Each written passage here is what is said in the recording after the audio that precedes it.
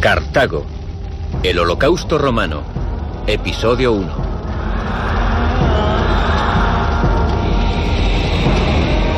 Delenda es Cartago. Cartago debe ser destruida. 3 breves palabras proferidas por boca de una superpotencia, Roma. La sentencia de muerte para uno de los imperios más deslumbrantes del mundo antiguo.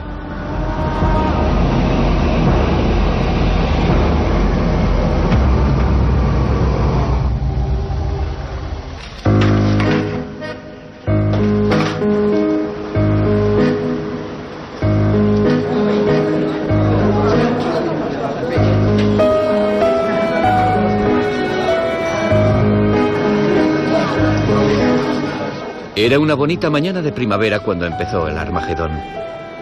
La ciudad de Cartago, situada en el Túnez actual, llevaba 3 años sufriendo ataques cuando el ejército romano irrumpió a través de sus puertas. A partir de aquel momento, a sus inocentes habitantes les quedaban unas semanas de vida. La muerte había llegado a Cartago y nadie iba a librarse. Las órdenes eran precisas: no dejar ni un edificio en pie y a nadie vivo. Lo que siguió fue un holocausto. Las tropas romanas derribaron el edificio del Senado de Cartago, quemaron su biblioteca y profanaron sus santuarios sagrados. Durante un año de feroz destrucción, redujeron la ciudad a polvo. Al aniquilar Cartago, 150 años antes de Cristo, los romanos hicieron desaparecer a toda una civilización. Roma quiso borrar del mapa a Cartago total y permanentemente. El año del despiadado genocidio romano casi nos recuerda hoy día. La actual Cartago es un lugar de inocentes ruinas visitadas por los turistas. Pero en el 146 a.C., este lugar contempló la matanza de todo un pueblo, de una civilización que había vivido aquí durante casi 8 siglos. La cuenta atrás de la destrucción había empezado 3 años antes, cuando 85.000 soldados zarparon de Roma rumbo a Cartago, situada en la costa norte de África. Habían asediado la ciudad, dejando a sus habitantes demasiado débiles para luchar. Los romanos habían sometido a un duro cerco a Cartago. Habían bloqueado los puertos, privando así a los cartagineses de los necesitados suministros de comida. E incluso el molinero que vivía en esta casa, se ha hallado su muela, seguramente tendría muy poco trabajo en los últimos meses de existencia de la ciudad. Pero sí habría alguien muy atareado, los enterradores, que irían de puerta en puerta recogiendo los cadáveres. El hambre y las enfermedades acabarían con los más ancianos, con los más jóvenes y con los enfermos. De hecho, los arqueólogos del siglo XIX encontraron fosas comunes donde las víctimas del asedio romano habían sido arrojadas sin ceremonias.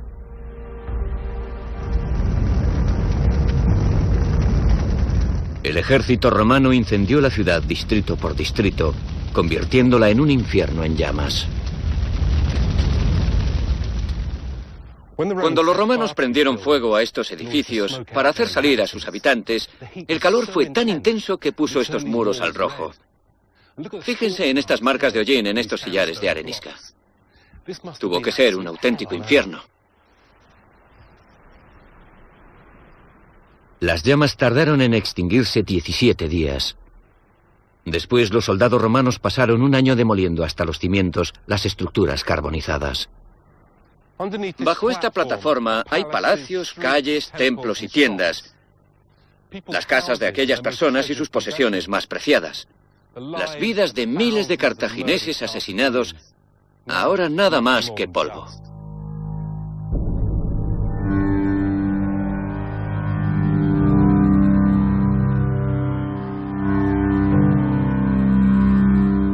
Cartago, un nombre famoso.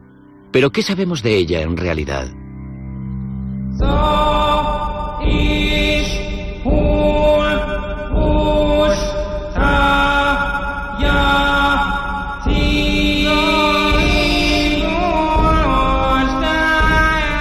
Prácticamente nada, que es justo lo que deseaban los romanos. Cuando derribaron la soberbia biblioteca de Cartago, impidieron que se volviese a escuchar a los cartagineses a través de sus propias palabras.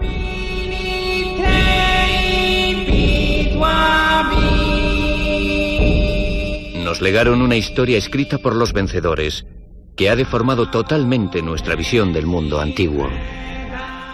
Aprendimos que la civilización occidental fue construida por Egipto, Grecia y Roma, pero lo que quiero demostrar es que si prescindimos de Cartago, distorsionaremos enormemente nuestro propio pasado. A Cartago tanto se la compadece como noble víctima de la historia, como se la tacha de cruel, perversa y débil. Pero no lo veo del mismo modo. Opino que Cartago fue la maestra de quien los romanos aprendieron a construir un imperio, y era tan poderosa que se interponía en el camino de la grandeza de Roma. Permitan que les cuente una historia acerca de cómo el nacimiento de una superpotencia exigió la desaparición de otra.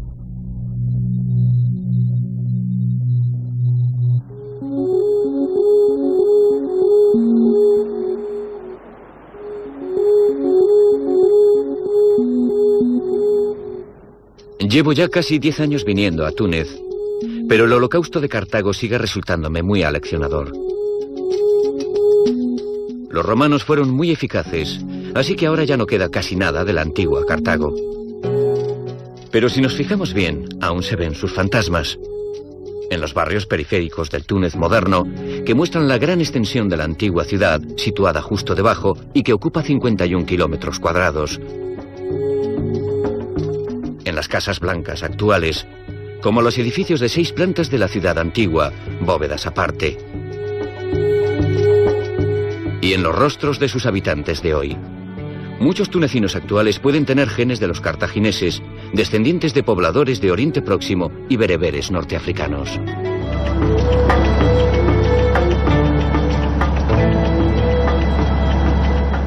Los marineros de los barcos mercantes se quedarían boquiabiertos ante los relucientes muros blancos de los imponentes puertos, las hileras de casas, palacios y templos que conducían a la gran ciudadela reluciente bajo el sol matutino. Pero en vez de su impresionante metrópolis, el logro más duradero de los cartagineses fue el desarrollo del Mediterráneo occidental.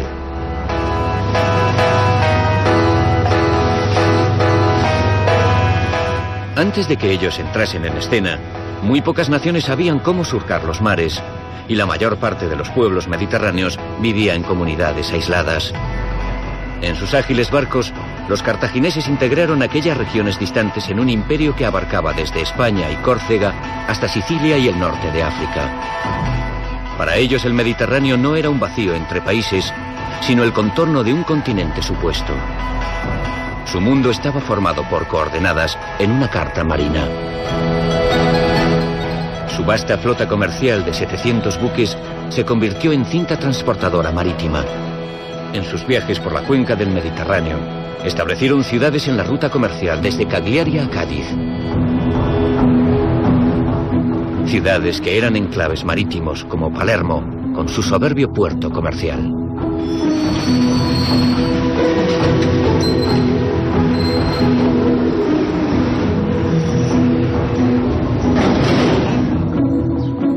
El imperio de Cartago integró tierra y mar en un solo ecosistema. En todas las tierras que colonizaron, la habilidad de los cartagineses convirtió el terreno silvestre en fértil tierra de cultivo. Un ejército de alfareros moldeó ánforas de barro para transportar esas riquezas por todo el mar. Esos recipientes se llenaban hasta el borde con aceitunas y aceite de oliva, uvas, vino y grano. Alimentos básicos de la vida mediterránea, aún hoy día.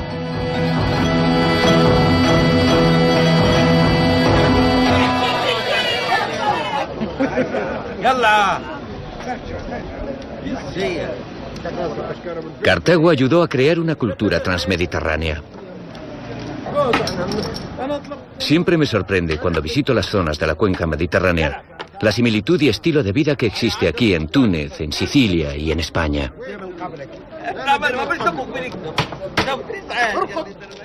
Dejemos de pensar en el Mediterráneo occidental como mar europeo. En el año 500 a.C. era un mar africano, gobernado por sus propietarios indiscutibles, los cartagineses. Cartago era el amo del Mediterráneo occidental. No tenía rival. ¿Y Roma? No era más que una pequeña ciudad-estado del centro de Italia. No tenían la misma categoría ni por asomo.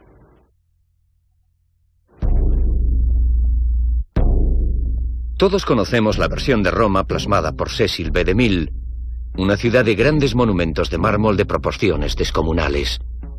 Pero en el 500 a.C., Roma estaba hecha de madera y adobe. Era un pueblucho a orillas del río Tíber. ¿Un imperio romano? Ni soñarlo. La historia de Cartago nos obliga a ver a los romanos de otra forma. No como rectos legisladores, sino como zafios advenedizos. No como adalides de la civilización, sino como ambiciosos despiadados. En el 300 a.C., Roma luchaba por abrirse camino, para convertirse en un estado militarizado, mediante un monstruoso embrión con un destino que cumplir que luchaba por nacer. Roma había empezado a impacientarse. Las islas próximas a su costa occidental eran todas cartaginesas. Cartago se había acercado demasiado para su gusto. En Cerdeña, Cartago disponía de abundantes riquezas, extraídas de sus minas de plata, oro, cobre, estaño y zinc.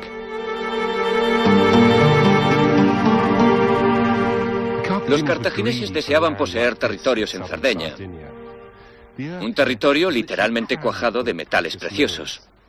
Aparte de eso, su ubicación en medio del mar era cómoda, lista para cargar sus metales en los barcos cartagineses que aguardaban. Durante más de 300 años, la gran riqueza mineral de Cerdeña y España ayudó a financiar la marina cartaginesa, ocupada en patrullar el mar Mediterráneo para mantenerlo abierto al comercio.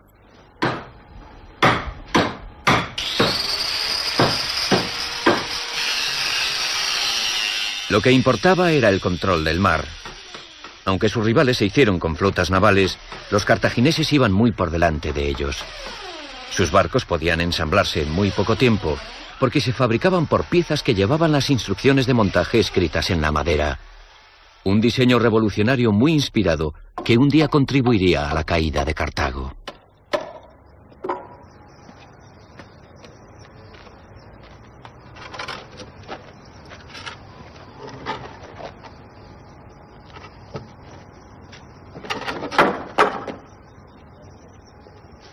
El caso es que cualquiera, bueno, casi cualquiera, con rudimentarios conocimientos de carpintería podría montar aquellos barcos.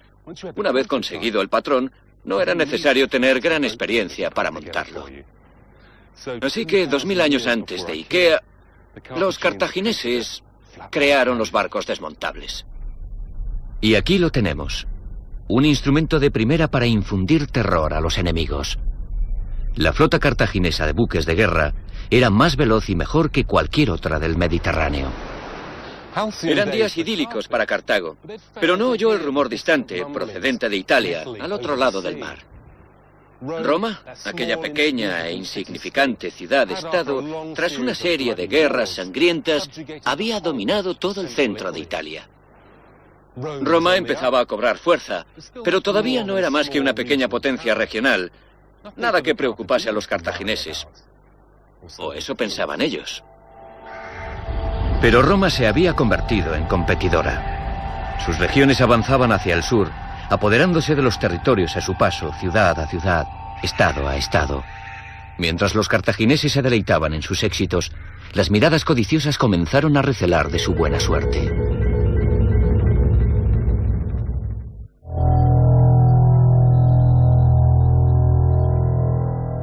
Desde sus humildes comienzos, el ascenso de Roma había sido incesante. En el siglo III a.C.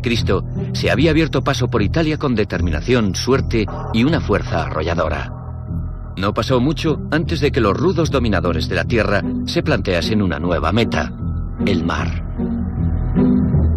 Los días del dominio solitario de Cartago sobre el Mediterráneo se habían acabado.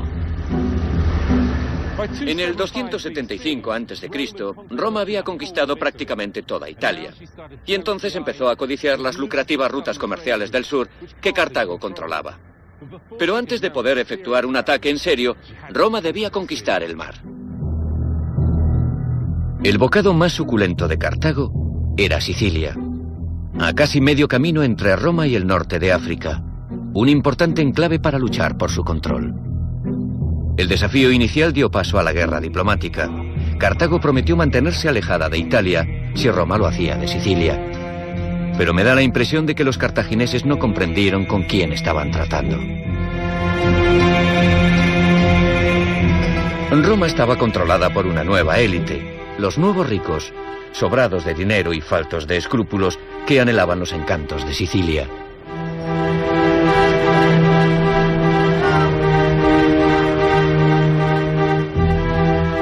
Podrán comprender por qué en este maravilloso emplazamiento arqueológico, un asentamiento cartaginés en la pequeña isla de Motia, en la costa oeste de Sicilia. Esta comunidad dirigía un lucrativo lugar de parada para los barcos cartagineses que circulaban por el Mediterráneo. Aunque los romanos tenían buenas razones para estar tan interesados en Sicilia, Roma estaba dominada por el miedo. Sicilia estaba a muy poca distancia de la península italiana, y lugares como este puerto de Motia, eran estupendos para que los barcos cartagineses pudieran rearmarse y reabastecerse en un posible ataque contra tierras italianas. Otro motivo para la agresividad de Roma era la codicia. Los comerciantes, transformados en políticos, que ahora controlaban Roma, habían hecho fortuna comerciando en el Mediterráneo Sur. Y uno de sus mejores clientes había sido Cartago. Lo que pensaban ahora era que si controlaban lugares como este, lograrían inundar el norte de África con sus productos. Y así, el miedo y la codicia, los belicosos gemelos de Roma, intentaron su primer ataque al imperio de Cartago, 264 años antes de Cristo. La historia lo denomina Primera Guerra Púnica, pero lo considero algo más que un simple conflicto de la antigüedad. Su brutalidad no tuvo parangón y duró 25 años. Lo que es más, marcó el nacimiento sangriento de Roma como imperio.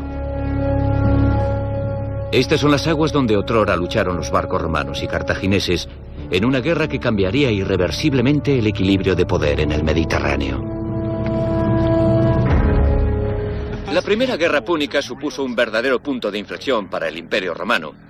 Roma, tradicionalmente una potencia terrestre, al fin plantaba batalla en el mar, pero la lucha estuvo muy reñida. Escuchen esto para hacerse una idea.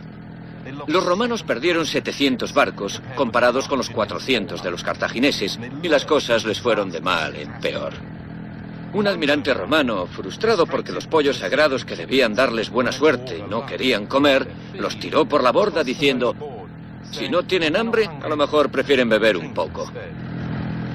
Luego le tocó presenciar la mayor derrota naval que haya sufrido Roma, ya que perdió toda su flota. Pero en la que puede ser una de las ironías más amargas de la historia antigua, ocurrió que los cartagineses sin querer transformaron a Roma en una gran potencia marítima. El curso de la guerra estaba a punto de cambiar. Por una suerte increíble, un barco de guerra cartaginés se adentró en aguas romanas. Al capturar el barco, Roma tuvo entonces la estupenda oportunidad de aprender a construir los mejores navíos de guerra de los mares. Los carpinteros romanos lo desmontaron de inmediato y descubrieron que cada pieza estaba marcada con una letra. Sin perder un momento, la marina romana copió el barco, tabla por tabla, clavo por clavo, gracias a aquellas instrucciones tan amablemente dejadas por los cartagineses. Y en poco tiempo, Roma contó con una flota idéntica. En 45 días, construyeron la pasmosa cifra de 220 barcos. Roma ya podía enfrentarse a Cartago en igualdad de condiciones. Si lograba vencer a Cartago en el mar, se libraría del único obstáculo para explotar el Mediterráneo. El equilibrio de poder fluctuó violentamente entre Roma y Cartago durante otros 20 años, hasta que en el 241 a.C., Cartago sufrió una derrota catastrófica y se vio obligada a devolver sus tierras en Sicilia. Ahora Roma podía controlar la entrada al Mediterráneo occidental. Podía ejercer el control y recaudar impuestos y decidir quién podía entrar o salir. Roma había infligido una aplastante derrota a Cartago en su propio elemento, el mar. Y Roma puso sus ojos en el imperio mediterráneo de Cartago. Mediante una feroz contienda, Roma había ascendido a superpotencia. Aquí vemos una reconstrucción de la columna que se erigió para conmemorar el fin de la Primera Guerra Púnica. Esta inscripción describe la famosa victoria naval sobre los cartagineses. Hay que comprender que 20 años antes, Roma ni siquiera tenía una armada, y ahora había vencido a Cartago, la reina del mar Mediterráneo. Y los romanos estaban inmensamente orgullosos de esa victoria. Habían observado y aprendido, se habían enfrentado a Cartago en su propio terreno y la habían vencido.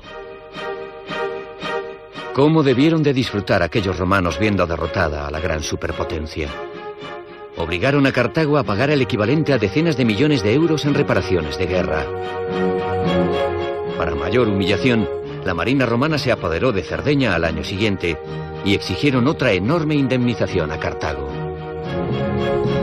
Después, con codicia desenfrenada, Roma agregó nuevas cláusulas al tratado de posguerra, argumentando que las iniciales eran demasiado indulgentes. Esas duras cláusulas y humillaciones hirieron profundamente a Cartago, y Roma, al quebrantar lo estipulado en su propio tratado de paz, acumulaba problemas para el futuro.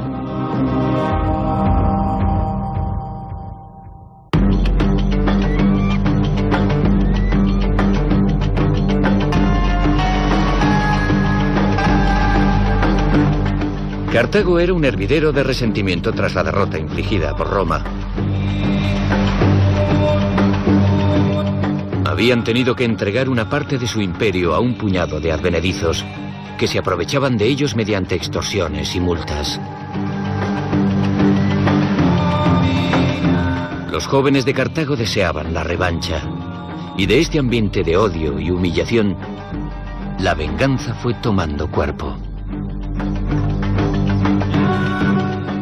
Al joven general Amílcar Barca lo enviaron al sur de España para que tratase de reavivar la fortuna cartaginesa, y dio con un filón. Este terreno, que ahora está agotado tras 2000 años de explotación, en un tiempo estuvo cuajado hasta los topes de metales preciosos, sobre todo plata, lo más cotizado en el mundo antiguo. Y con aquello, Cartago ya podía pagar sus deudas a Roma y contar con respaldo para atacar su poder. Primero, Amílcar llevó a cabo una enorme expansión en España, hasta que Cartago dominó casi todo el país.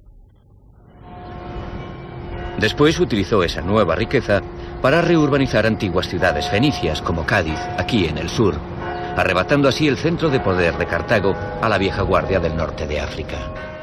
Si la clase poderosa de Cartago creía que Amílcar se sometería a su voluntad, iba a llevarse una sorpresa. Ese aventurero cartaginés tenía sus propios planes. Se construyó una capital imperial propia y con descaro le puso el nombre de Cartago, en recuerdo de la ciudad originaria. Con su bello puerto, su palacio real y su templo de Esmun, aquella fue la Cartago de España. Amílcar y sus herederos levantaron un estado díscolo y beligerante que estaba deseando enfrentarse a Roma. Y para los moderados de la antigua madre patria, Carjadas, Cartago, estaba peligrosamente fuera de control.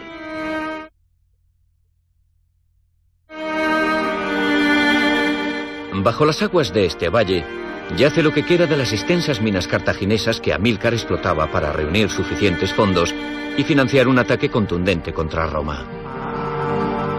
Incluso implicó a su propio hijo en la venganza, y aquí ya entramos en la leyenda, que habla de un padre autoritario y un hijo obediente. El chico hace un juramento de odio eterno contra el enemigo ante el altar de los dioses y nunca lo olvida. Se necesita una historia legendaria como esta para el general más famoso de la historia. No se trata de un don nadie cualquiera. Ese debutante es Aníbal. Aníbal fue la peor pesadilla de Roma. Era cartaginés y un brillante general de infantería. Echó los dientes aquí, en las montañas del sur de España, en las campañas contra las tribus. Además, tenía un as en la manga, 21 elefantes. Imaginemos 3 toneladas de carne de elefante africano abalanzándose sobre nosotros, envalentonados por el vino que les habían dado a beber. Pero las cosas no siempre salían según lo planeado. A veces esos elefantes atacaban a sus propios soldados. Y por eso cada uno de los conductores llevaba un punzón de metal para clavárselo en el cráneo al elefante y matarlo de forma instantánea.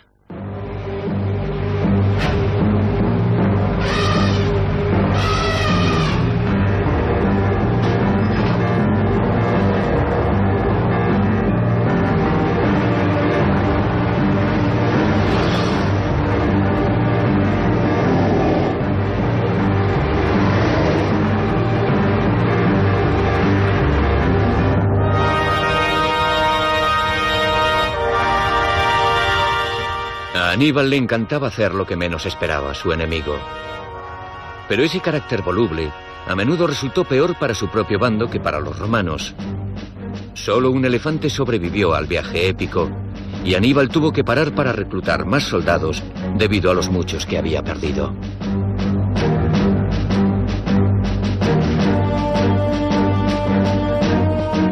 Mucho se ha hablado del odio patológico que Aníbal sentía por Roma, pero en mi opinión su comportamiento estaba motivado por la jactancia.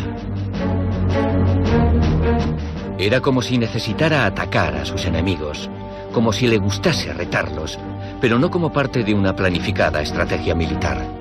Aníbal era un oportunista, pero un oportunista triunfador. España, la Galia, Italia y como destino final, Roma. Cuando Aníbal volvió a África por primera vez después de 30 años, imagino que se quedaría conmocionado y decepcionado. Se vio desdeñado por la ciudad en cuyo nombre había luchado. Había pasado la mayor parte de su vida en España y sus compatriotas cartagineses desconfiaban de él. En lugar de recibirlo como a un héroe, los ancianos de la ciudad le hicieron el vacío como a un forastero. Incluso intentaron negociar un tratado de paz secreto con Roma a sus espaldas. Y en el 202 a.C., en Zama ocurrió lo inevitable. El legendario Aníbal sufrió una derrota total y demoledora, infligida por el ejército romano. Todo había acabado. Cartago lo recompensó por sus esfuerzos con un breve periodo en el gobierno, pero el agotado general se retiró pronto. Roma envió sicarios tras Aníbal, pero les arrebató el triunfo simbólico de su asesinato, suicidándose con veneno.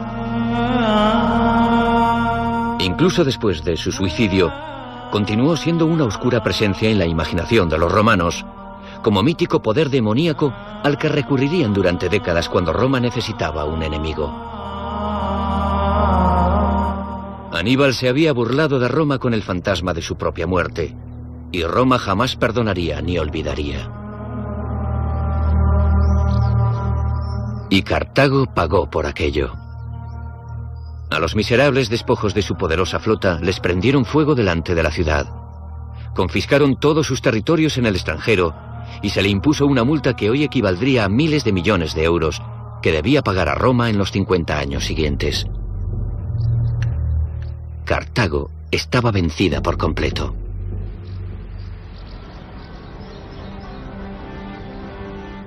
Lo que me parece increíble es que no fuera ese el momento que Roma escogió para eliminar a Cartago de la faz de la tierra y que esperase más de 40 años para arrasarla por completo, cuando ya no existía una excusa lógica. Pero para los romanos la venganza era un plato que se servía frío. Este es el lugar donde ocurrió todo, el extraordinario edificio del Senado de Roma. Aquí fue donde los radicales y moderados debatieron cómo resolver un problema como el de Cartago. Los radicales estaban encabezados por una de las figuras más polémicas de la República Romana, Catón, un individuo extremista y xenófobo que medía su propia vida según las hazañas cartaginesas. Escribió: «Me alisté en el ejército a los 17 años, cuando Aníbal tenía la suerte de su parte y se dedicaba a arrasar Italia. A diferencia de muchos de sus colegas del Senado, que se sentarían con él en estas gradas, Catón no podía presumir de linaje aristocrático. Pero siempre tratando de alabarse, le encantaba que todos supiesen la vida modesta que llevaba, trabajando en los campos con sus esclavos y alimentándose de nabos y de té. Catón afirmaba que la escasez de estatuas con su efigie en Roma probaba su extrema modestia.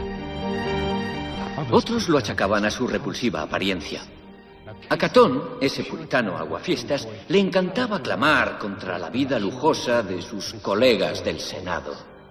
Consiguió que destituyeran a un senador por el abyecto crimen de haber besado a su esposa en público. Pero Catón reservaba su odio más venenoso para Cartago. Este veterano de la Segunda Guerra Púnica creía firmemente que Roma debería haber destruido Cartago cuando había tenido oportunidad.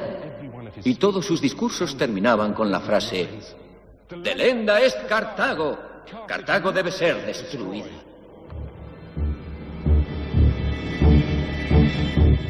Por entonces, Catón era solo la sombra malevolente de la política extremista romana.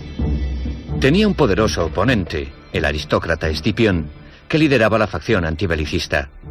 «Cartago es la piedra de afilar de nuestra grandeza», recordaba Escipión a sus compañeros.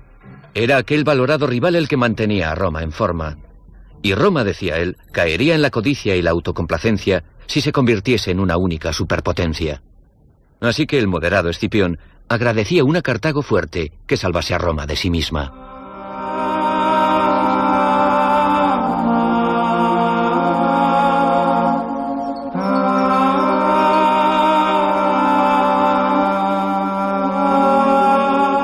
Debería haber habido paz, pero un milagroso renacimiento de Cartago alborotó de nuevo a los extremistas. La economía cartaginesa florecía. 10 años después de su derrota más tremenda, los cartagineses transformaron la crisis en triunfo. Lograron liquidar todas sus deudas de guerra con Roma 40 años antes de la fecha.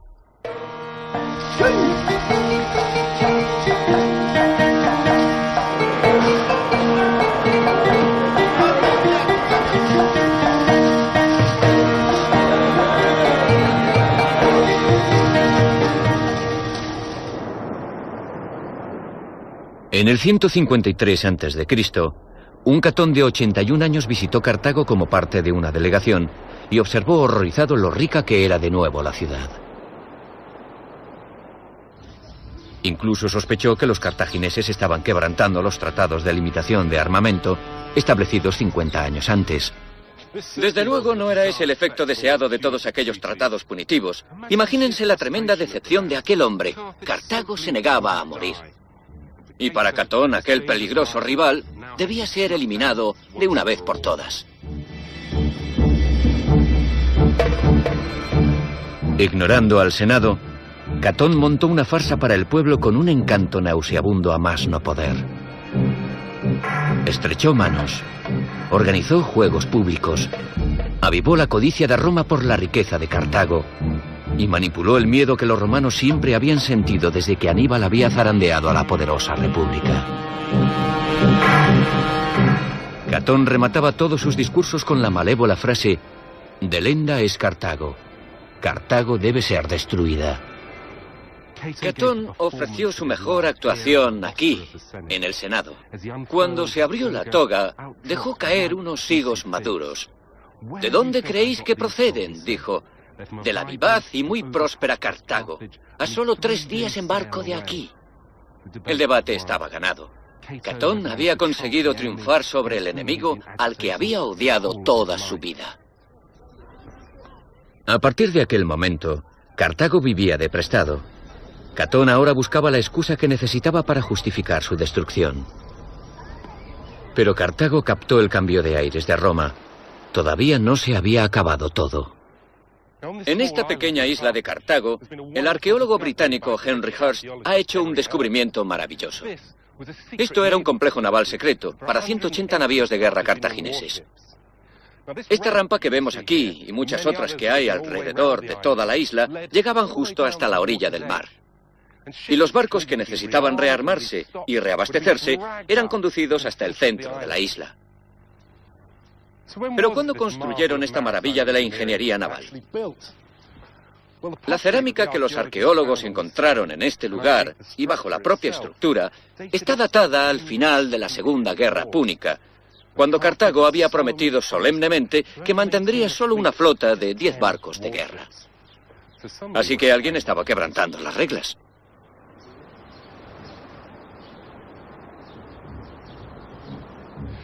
Solo existía este estrecho canal, en la actualidad bloqueado por esta carretera, que comunicaba aquellos puertos militares con los puertos comerciales autorizados y el mar abierto. De manera que estaban bien ocultos a los indiscretos ojos romanos. Y no solo eso, sino que en la isla había una torre elevada desde donde podían vigilar si se acercaban los inspectores de armas romanos. El viejo y amargado Catón estaba en lo cierto. Cartago, sin atenerse a lo acordado, se estaba rearmando.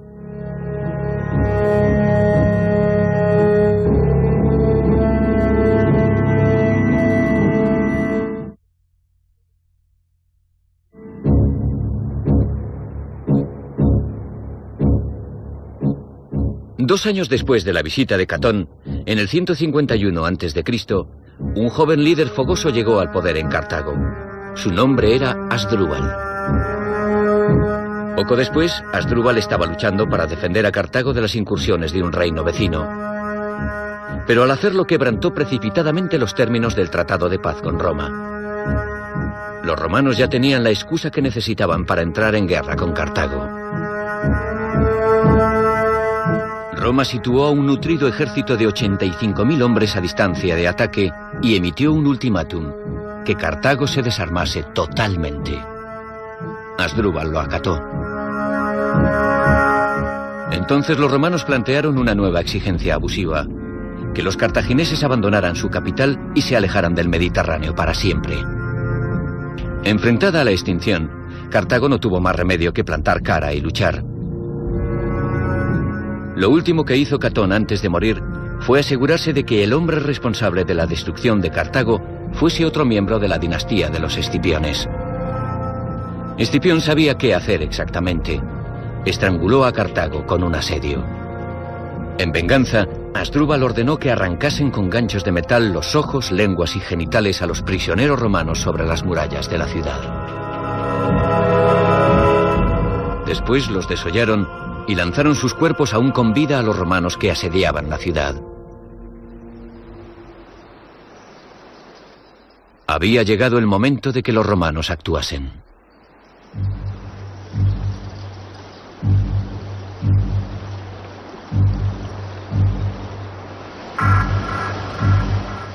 Un bonito día de primavera. Los soldados romanos lograron franquear la entrada del puerto de Cartago y Escipión ordenó el asalto final a la ciudad asediada y sus hambrientos habitantes. Pero antes arengó a sus tropas con estas palabras espeluznantes: sembrad el miedo, el pánico y el terror en esta ciudad de Cartago. En los días siguientes los soldados obedecieron las órdenes al pie de la letra. Tras capturar la parte inferior de la ciudad, Escipión se centró en el premio más codiciado, el centro de Cartago, la colina de Birsa, último refugio de los habitantes de la ciudad. 3 calles conducían colina arriba. Las casas que las flanqueaban estaban muy juntas y tenían hasta 6 plantas de altura. Al avance de los soldados romanos, respondían los cartagineses lanzando proyectiles desde los tejados. Pero Escipión, militar con experiencia, sabía contrarrestar semejantes tácticas. Ordenó que prendieran fuego a las casas, pero que los pasillos inferiores quedasen a salvo. De esa forma, los escuadrones de la muerte podían continuar con su trabajo. Mientras el fuego se iba extendiendo a cada vez más casas, los hombres, mujeres, ancianos y niños que se habían escondido en esos edificios se desplomaban junto con los escombros en llamas. Sus cuerpos, carbonizados y mutilados, eran brutalmente apartados del camino por las cuadrillas romanas de limpieza. Tanto los vivos como los muertos eran lanzados a enormes fosas y otros resultaban aplastados por los caballos de los romanos hasta que sus rostros dejaban de tener apariencia humana. La ciudad quedó sumida en este torbellino infernal durante 6 largos días y noches. Escipión, como cualquier eficaz jefe de escuadrón de la muerte, rotaba a sus soldados con regularidad, no solo para que mantuviesen la fortaleza física, sino también la cordura. Al 7º día, Escipión se dirigió a un lugar elevado y, observando la ciudad, calculó que el brutal conflicto tardaría muchos días aún en acabarse. Pero estaba equivocado, porque un grupo de ancianos cartagineses desafió a su líder, Asdrúbal, por haberse tomado la justicia por su mano. Le rogaron a Escipión que le salvase la vida, y él accedió a su petición. Ese mismo día, 50.000 hombres, mujeres y niños atravesaron una portezuela de la muralla para convertirse en esclavos miserables. Al ver que su pueblo abandonaba en tropel la ciudad sitiada, Asdrúbal acabó perdiendo el valor y fue ante Escipión para suplicar clemencia. Esa cobardía no pasaría desapercibida ni sin castigo. Su esposa se había refugiado del fuego en el tejado del gran templo de Esmún, junto con sus hijos. Rodeada por las llamas, expresó su desprecio hacia el traidor Asdrúbal.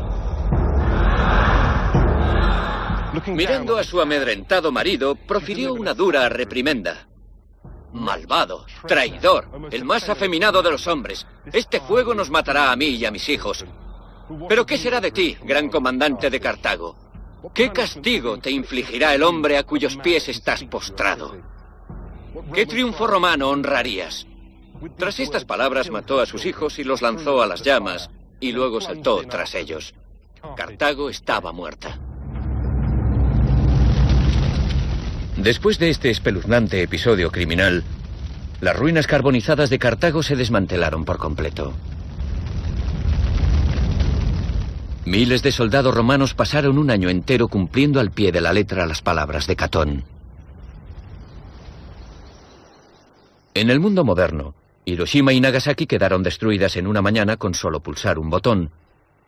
Pero en el mundo antiguo, para destruir una ciudad había que trabajar duro. Así que, ¿por qué lo hizo Roma? Al final, creo que fue el frío pragmatismo el que selló el destino de Cartago. Roma comprendió que solo podría llegar a ser una superpotencia mundial eliminando a sus oponentes mejor dotados. Increíblemente, ese mismo año Roma hizo lo mismo con la gran ciudad griega de Corinto. Lo hicieron una vez, lo hicieron 2 veces. No era necesario hacerlo una tercera. Fue la perfecta demostración del poder absoluto de Roma. La destrucción a sangre fría de 2 de las mayores ciudades del mundo mediterráneo era una clara advertencia. Había llegado la Roma imperial.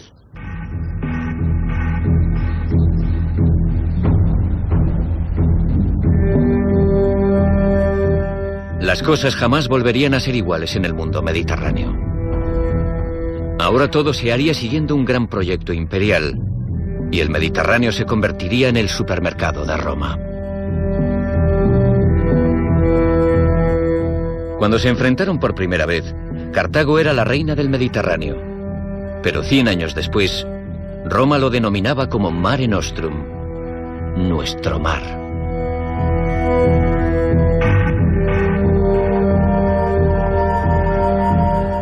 Y todo se hizo por esto. Estos restos de un naufragio romano, que hoy están en el Museo de Cádiz, ofrecen un maravilloso ejemplo de las riquezas de que dispuso Roma tras la derrota de Cartago. Ese barco crujía por el peso de los productos naturales de la cuenca mediterránea. Hay lingotes procedentes de las minas de plomo de España, y esas ánforas estarían llenas hasta el borde de vino, aceitunas, aceite y trigo. Ese fue el verdadero botín de las guerras púnicas. Los soldados romanos que habían aniquilado Cartago volvieron a casa para su desfile triunfal por el centro de Roma. El mismo lugar donde desfilan hoy los italianos. Les esperaba una sorpresa.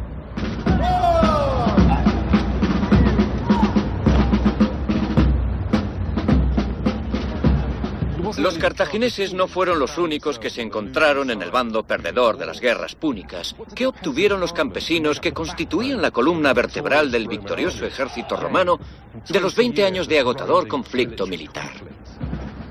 El flamante triunfo por el que habían desfilado por las calles de Roma, con guirnaldas de flores y vitoreados por las multitudes, les había hecho creer que les esperaba un futuro mejor. No obstante, pronto se darían cuenta de que los habían engañado. Los senadores de Roma no tenían intención de compartir el botín de las guerras púnicas. Incluso habían robado las tierras a los soldados mientras ellos estaban fuera luchando. Mientras la aristocracia incrementaba sus beneficios, nacía una nueva clase baja que dependía de limosnas y pan gratuito.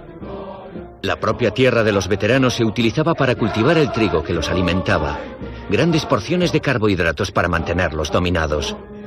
Y se construyeron complejos de ocio junto al Coliseo para mantener entretenidas a las masas. Al final, la recompensa por toda una vida luchando contra Cartago era una entrada rebajada para ver una pelea entre humanos.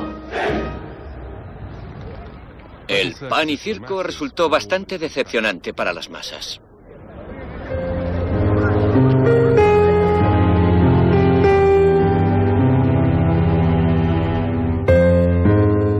Durante 150 años, la historia de estos dos imperios rivales, Roma y Cartago, estuvo vinculada en la riqueza y en la pobreza, en la Guerra Fría y en la batalla.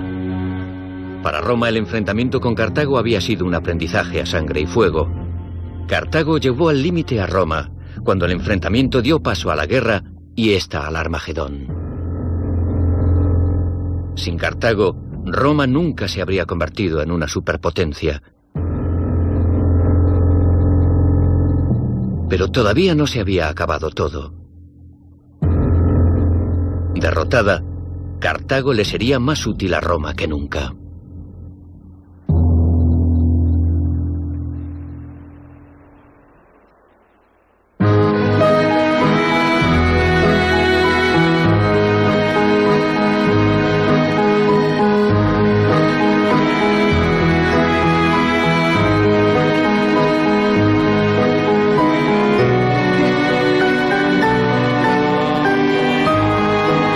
Verdadero punto de inflexión para el Imperio Romano.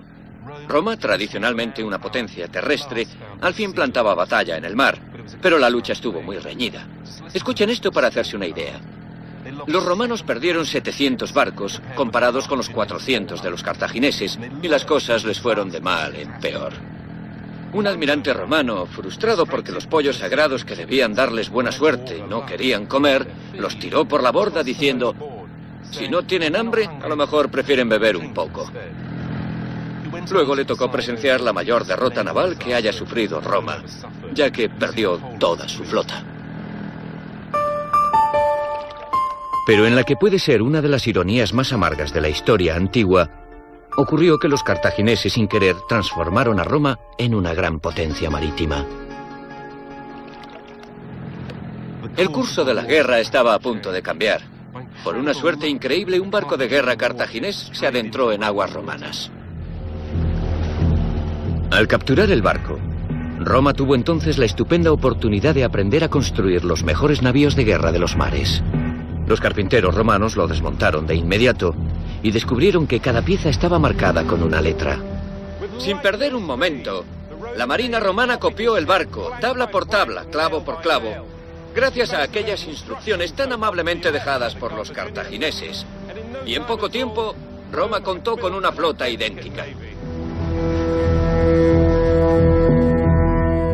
En 45 días, construyeron la pasmosa cifra de 220 barcos. Roma ya podía enfrentarse a Cartago en igualdad de condiciones. Si lograba vencer a Cartago en el mar, se libraría del único obstáculo para explotar el Mediterráneo. El equilibrio de poder fluctuó violentamente entre Roma y Cartago durante otros 20 años, hasta que en el 241 a.C., Cartago sufrió una derrota catastrófica y se vio obligada a devolver sus tierras en Sicilia. Ahora Roma podía controlar la entrada al Mediterráneo occidental. Podía ejercer el control y recaudar impuestos y decidir quién podía entrar o salir. Roma había infligido una aplastante derrota a Cartago en su propio elemento, el mar. Y Roma puso sus ojos en el imperio mediterráneo de Cartago. Mediante una feroz contienda, Roma había ascendido a superpotencia. Aquí vemos una reconstrucción de la columna que se erigió para conmemorar el fin de la Primera Guerra Púnica. Esta inscripción describe la famosa victoria naval sobre los cartagineses. Hay que comprender que 20 años antes, Roma ni siquiera tenía una armada, y ahora había vencido a Cartago, la reina del mar Mediterráneo. Y los romanos estaban inmensamente orgullosos de esa victoria. Habían observado y aprendido, se habían enfrentado a Cartago en su propio terreno y la habían vencido. ¿Cómo debieron de disfrutar aquellos romanos viendo derrotada a la gran superpotencia? Obligaron a Cartago a pagar el equivalente a decenas de millones de euros en reparaciones de guerra. Para mayor humillación, la marina romana se apoderó de Cerdeña al año siguiente y exigieron otra enorme indemnización a Cartago. Después, con codicia desenfrenada, Roma agregó nuevas cláusulas al tratado de posguerra, argumentando que las iniciales eran demasiado indulgentes. Esas duras cláusulas y humillaciones hirieron profundamente a Cartago, y Roma, al quebrantar lo estipulado en su propio tratado de paz, acumulaba problemas para el futuro.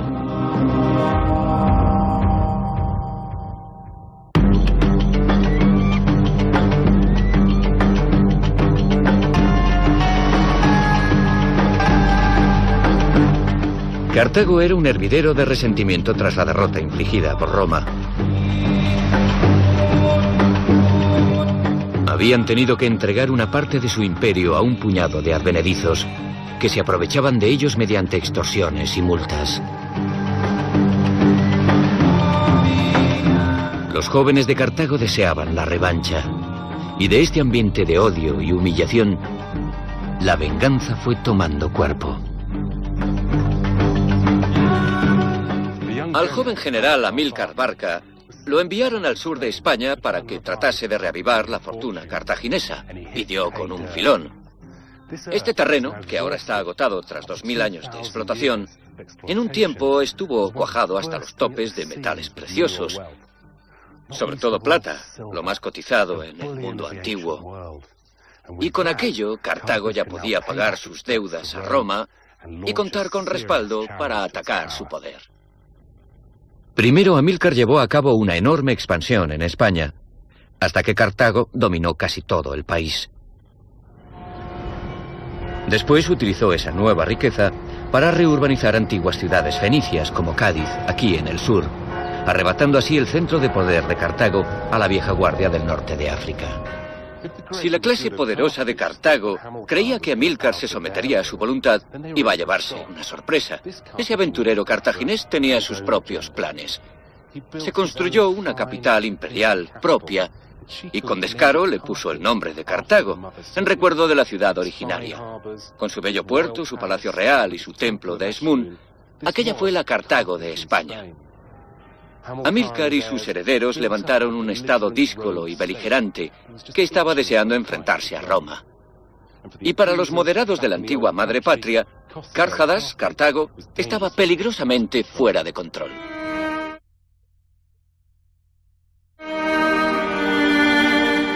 Bajo las aguas de este valle yace lo que queda de las extensas minas cartaginesas que Amílcar explotaba para reunir suficientes fondos y financiar un ataque contundente contra Roma. Incluso implicó a su propio hijo en la venganza, y aquí ya entramos en la leyenda, que habla de un padre autoritario y un hijo obediente. El chico hace un juramento de odio eterno contra el enemigo ante el altar de los dioses y nunca lo olvida. Se necesita una historia legendaria como esta para el general más famoso de la historia. No se trata de un don nadie cualquiera. Ese debutante es Aníbal. Aníbal fue la peor pesadilla de Roma. Era cartaginés y un brillante general de infantería. Echó los dientes aquí, en las montañas del sur de España, en las campañas contra las tribus. Además, tenía un as en la manga, 21 elefantes. Imaginemos 3 toneladas de carne de elefante africano abalanzándose sobre nosotros, envalentonados por el vino que les habían dado a beber. Pero las cosas no siempre salían según lo planeado. A veces esos elefantes atacaban a sus propios soldados. Y por eso cada uno de los conductores llevaba un punzón de metal para clavárselo en el cráneo al elefante y matarlo de forma instantánea.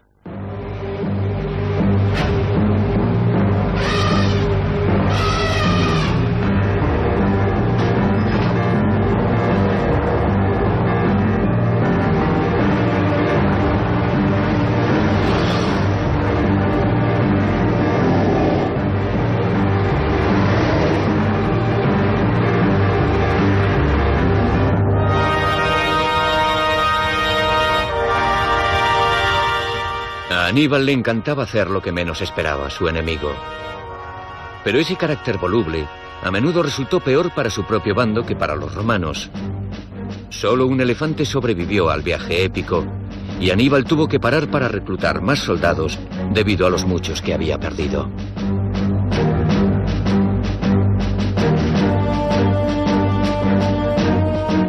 Mucho se ha hablado del odio patológico que Aníbal sentía por Roma, pero en mi opinión su comportamiento estaba motivado por la jactancia. Era como si necesitara atacar a sus enemigos, como si le gustase retarlos, pero no como parte de una planificada estrategia militar. Aníbal era un oportunista, pero un oportunista triunfador. España, la Galia, Italia y como destino final, Roma. Cuando Aníbal volvió a África por primera vez después de 30 años, imagino que se quedaría conmocionado y decepcionado. Se vio desdeñado por la ciudad en cuyo nombre había luchado. Había pasado la mayor parte de su vida en España y sus compatriotas cartagineses desconfiaban de él. En lugar de recibirlo como a un héroe, los ancianos de la ciudad le hicieron el vacío como a un forastero. Incluso intentaron negociar un tratado de paz secreto con Roma a sus espaldas. Y en el 202 a.C., en Zama ocurrió lo inevitable. El legendario Aníbal sufrió una derrota total y demoledora, infligida por el ejército romano. Todo había acabado. Cartago lo recompensó por sus esfuerzos con un breve periodo en el gobierno, pero el agotado general se retiró pronto. Roma envió sicarios tras Aníbal, pero les arrebató el triunfo simbólico de su asesinato, suicidándose con veneno. Incluso después de su suicidio, continuó siendo una oscura presencia en la imaginación de los romanos, como mítico poder demoníaco al que recurrirían durante décadas cuando Roma necesitaba un enemigo. Aníbal se había burlado de Roma con el fantasma de su propia muerte, y Roma jamás perdonaría ni olvidaría. Y Cartago pagó por aquello. A los miserables despojos de su poderosa flota les prendieron fuego delante de la ciudad. Confiscaron todos sus territorios en el extranjero y se le impuso una multa que hoy equivaldría a miles de millones de euros que debía pagar a Roma en los 50 años siguientes. Cartago estaba vencida por completo.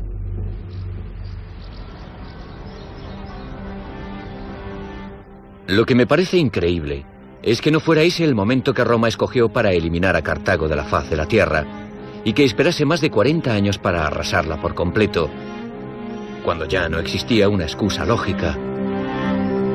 Pero para los romanos la venganza era un plato que se servía frío. Este es el lugar donde ocurrió todo, el extraordinario edificio del Senado de Roma. Aquí fue donde los radicales y moderados debatieron cómo resolver un problema como el de Cartago. Los radicales estaban encabezados por una de las figuras más... Cartago, el Holocausto Romano, episodio 1.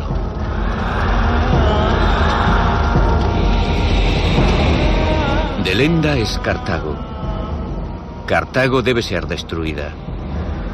3 breves palabras proferidas por boca de una superpotencia, Roma. La sentencia de muerte para uno de los imperios más deslumbrantes del mundo antiguo.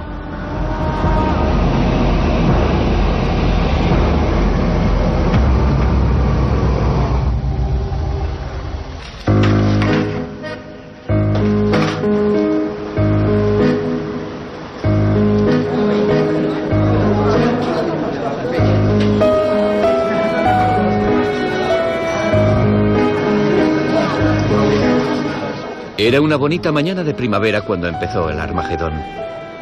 La ciudad de Cartago, situada en el Túnez actual, llevaba 3 años sufriendo ataques cuando el ejército romano irrumpió a través de sus puertas. A partir de aquel momento, a sus inocentes habitantes les quedaban unas semanas de vida. La muerte había llegado a Cartago y nadie iba a librarse. Las órdenes eran precisas: no dejar ni un edificio en pie y a nadie vivo. Lo que siguió fue un holocausto. Las tropas romanas derribaron el edificio del Senado de Cartago. Quemaron su biblioteca y profanaron sus santuarios sagrados. Durante un año de feroz destrucción, redujeron la ciudad a polvo. Al aniquilar Cartago, 150 años antes de Cristo, los romanos hicieron desaparecer a toda una civilización. Roma quiso borrar del mapa a Cartago total y permanentemente. El año del despiadado genocidio romano casi nos recuerda hoy día. La actual Cartago es un lugar de inocentes ruinas visitadas por los turistas. Pero en el 146 a.C., este lugar contempló la matanza de todo un pueblo, de una civilización que había vivido aquí durante casi 8 siglos. La cuenta atrás de la destrucción había empezado 3 años antes, cuando 85.000 soldados zarparon de Roma rumbo a Cartago, situada en la costa norte de África. Habían asediado la ciudad, dejando a sus habitantes demasiado débiles para luchar. Los romanos habían sometido a un duro cerco a Cartago. Habían bloqueado los puertos, privando así a los cartagineses de los necesitados suministros de comida. E incluso el molinero que vivía en esta casa, se ha hallado su muela, seguramente tendría muy poco trabajo en los últimos meses de existencia de la ciudad. Pero sí habría alguien muy atareado, los enterradores, que irían de puerta en puerta recogiendo los cadáveres. El hambre y las enfermedades acabarían con los más ancianos, con los más jóvenes y con los enfermos. De hecho, los arqueólogos del siglo XIX encontraron fosas comunes donde las víctimas del asedio romano habían sido arrojadas sin ceremonias.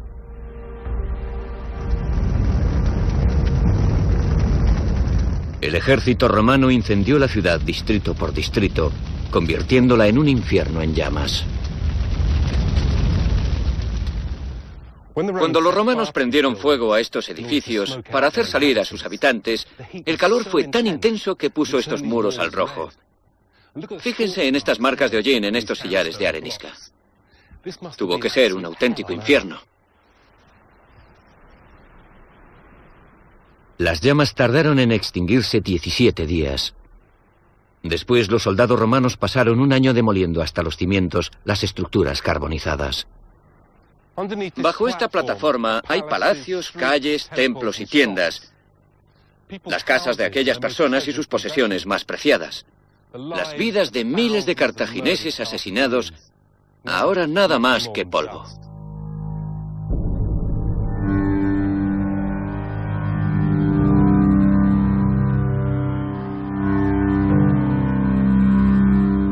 Cartago, un nombre famoso.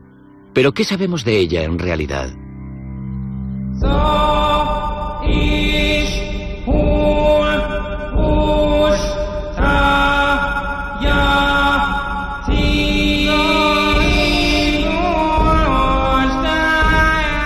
Prácticamente nada, que es justo lo que deseaban los romanos.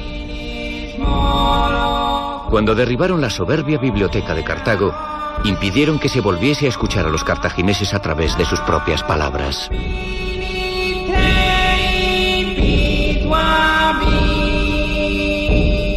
Nos legaron una historia escrita por los vencedores, que ha deformado totalmente nuestra visión del mundo antiguo.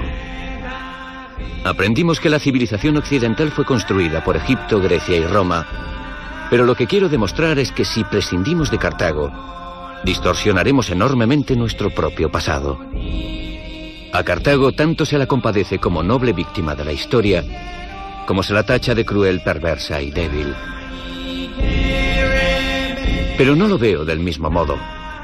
Opino que Cartago fue la maestra de quien los romanos aprendieron a construir un imperio, y era tan lista para cargar sus metales en los barcos cartagineses que aguardaban. Durante más de 300 años, la gran riqueza mineral de Cerdeña y España ayudó a financiar la marina cartaginesa, ocupada en patrullar el mar Mediterráneo para mantenerlo abierto al comercio.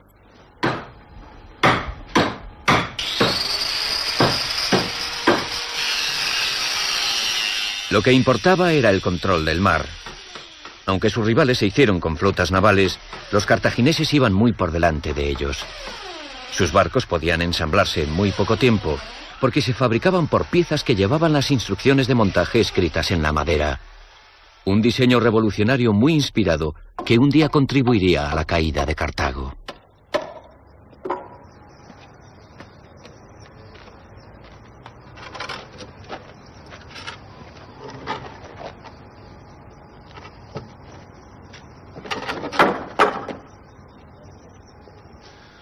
El caso es que cualquiera, bueno, casi cualquiera, con rudimentarios conocimientos de carpintería podría montar aquellos barcos.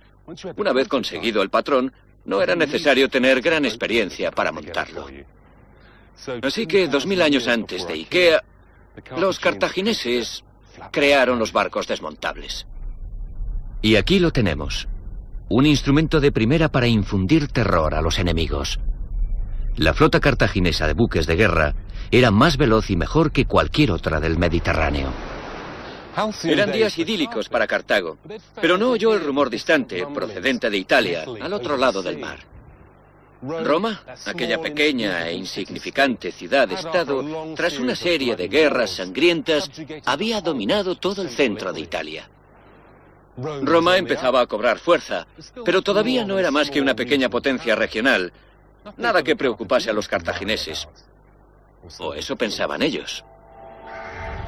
Pero Roma se había convertido en competidora. Sus legiones avanzaban hacia el sur, apoderándose de los territorios a su paso, ciudad a ciudad, estado a estado. Mientras los cartagineses se deleitaban en sus éxitos, las miradas codiciosas comenzaron a recelar de su buena suerte.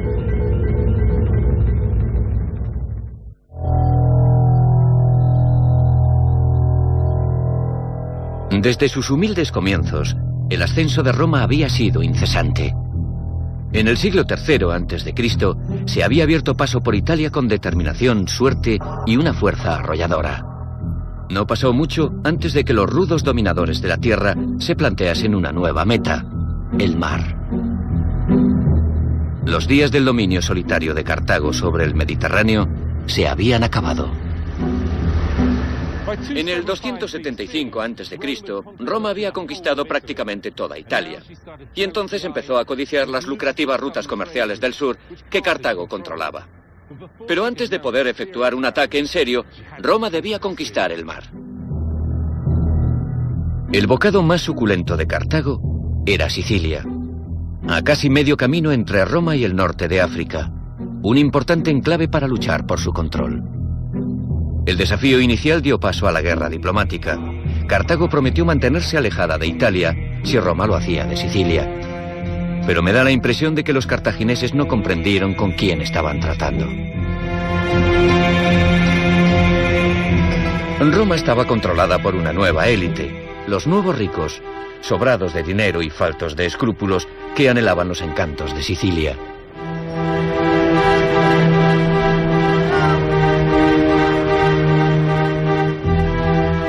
Podrán comprender por qué en este maravilloso emplazamiento arqueológico, un asentamiento cartaginés en la pequeña isla de Motia, en la costa oeste de Sicilia. Esta comunidad dirigía un lucrativo lugar de parada para los barcos cartagineses que circulaban por el Mediterráneo. Aunque los romanos tenían buenas razones para estar tan interesados en Sicilia, Roma estaba dominada por el miedo. Sicilia estaba a muy poca distancia de la península italiana, y lugares como este puerto de Motia, eran estupendos para que los barcos cartagineses pudieran rearmarse y reabastecerse en un posible ataque contra tierras italianas. Otro motivo para la agresividad de Roma era la codicia. Los comerciantes, transformados en políticos, que ahora controlaban Roma, habían hecho fortuna comerciando en el Mediterráneo sur. Y uno de sus mejores clientes había sido Cartago. Lo que pensaban ahora era que si controlaban lugares como este, lograrían inundar el norte de África con sus productos. Y así, el miedo y la codicia, los belicosos gemelos de Roma, intentaron su primer ataque al imperio de Cartago, 264 años antes de Cristo. La historia lo denomina Primera Guerra Púnica, pero lo considero algo más que un simple conflicto de la antigüedad. Su brutalidad no tuvo parangón y duró 25 años.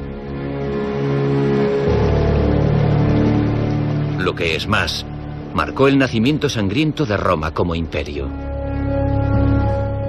Estas son las aguas donde otrora lucharon los barcos romanos y cartagineses en una guerra que cambiaría irreversiblemente el equilibrio de poder en el Mediterráneo. La primera guerra púnica supuso un poderosa que se interponía en el camino de la grandeza de Roma. Permitan que les cuente una historia acerca de cómo el nacimiento de una superpotencia exigió la desaparición de otra.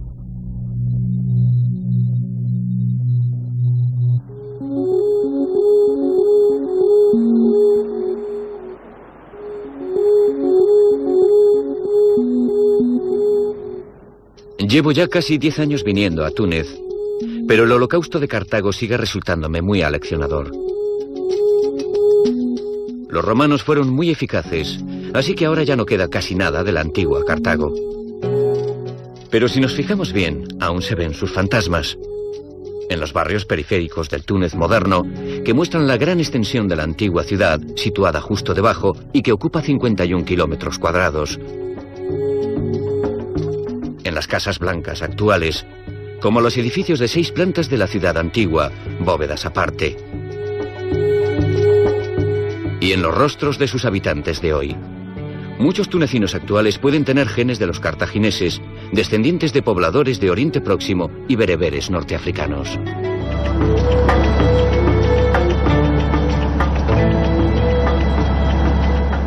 Los marineros de los barcos mercantes se quedarían boquiabiertos ante los relucientes muros blancos de los imponentes puertos, las hileras de casas, palacios y templos que conducían a la gran ciudadela reluciente bajo el sol matutino. Pero en vez de su impresionante metrópolis, el logro más duradero de los cartagineses fue el desarrollo del Mediterráneo occidental.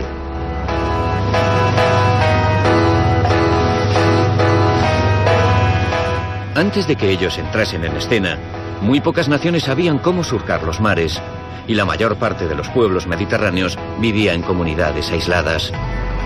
En sus ágiles barcos, los cartagineses integraron aquellas regiones distantes en un imperio que abarcaba desde España y Córcega hasta Sicilia y el norte de África.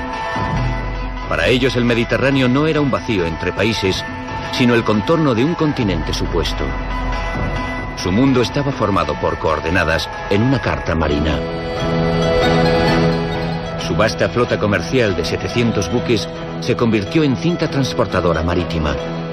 En sus viajes por la cuenca del Mediterráneo, establecieron ciudades en la ruta comercial desde Cagliari a Cádiz.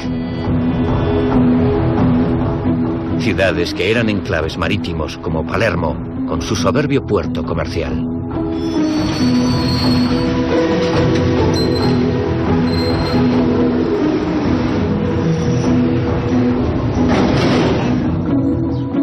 El imperio de Cartago integró tierra y mar en un solo ecosistema.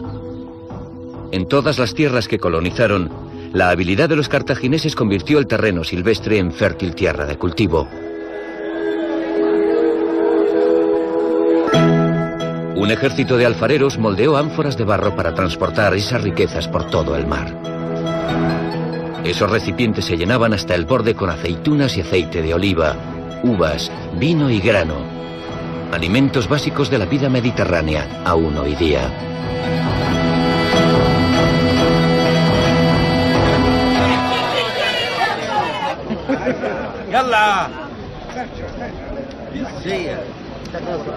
Cartago ayudó a crear una cultura transmediterránea.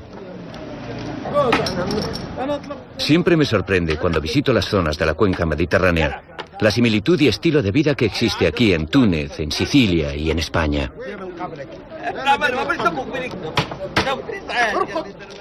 Dejemos de pensar en el Mediterráneo occidental como mar europeo.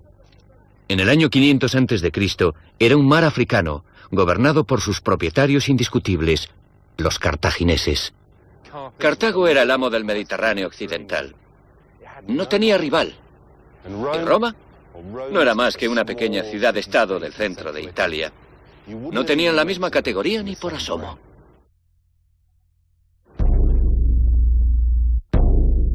Todos conocemos la versión de Roma plasmada por Cecil B. DeMille, una ciudad de grandes monumentos de mármol de proporciones descomunales. Pero en el 500 a.C., Roma estaba hecha de madera y adobe. Era un pueblucho a orillas del río Tíber. ¿Un imperio romano? Ni soñarlo. La historia de Cartago nos obliga a ver a los romanos de otra forma. No como rectos legisladores, sino como zafios advenedizos. No como adalides de la civilización, sino como ambiciosos despiadados.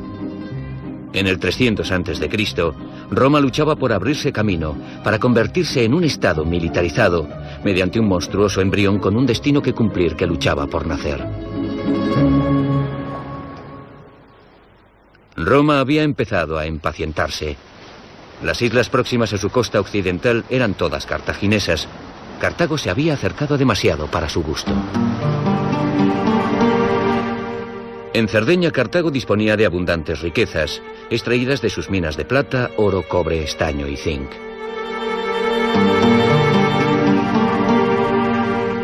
Los cartagineses deseaban poseer territorios en Cerdeña.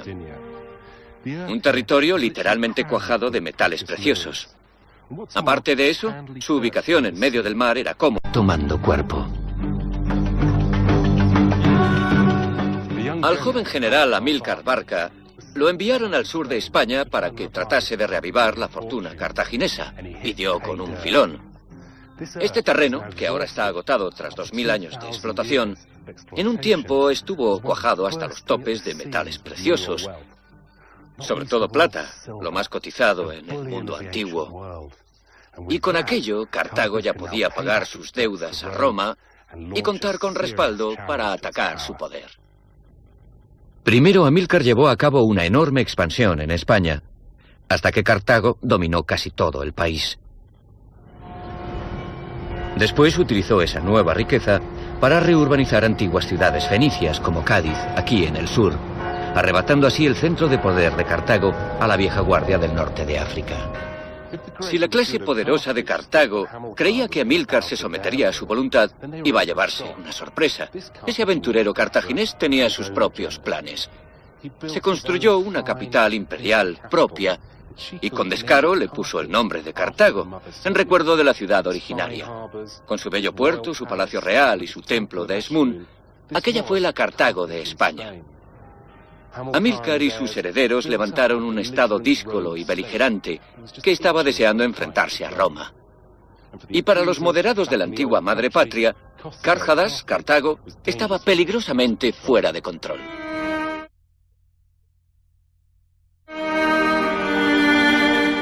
Bajo las aguas de este valle yace lo que queda de las extensas minas cartaginesas que Amílcar explotaba para reunir suficientes fondos y financiar un ataque contundente contra Roma.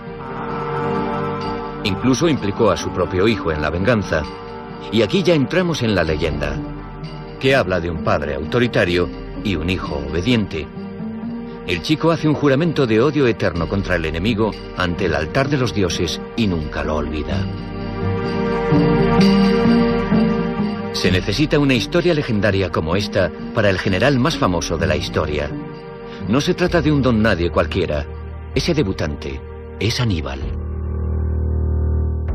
Aníbal fue la peor pesadilla de Roma. Era cartaginés y un brillante general de infantería. Echó los dientes aquí, en las montañas del sur de España, en las campañas contra las tribus. Además, tenía un as en la manga, 21 elefantes. Imaginemos 3 toneladas de carne de elefante africano abalanzándose sobre nosotros, envalentonados por el vino que les habían dado a beber. Pero las cosas no siempre salían según lo planeado. A veces esos elefantes atacaban a sus propios soldados.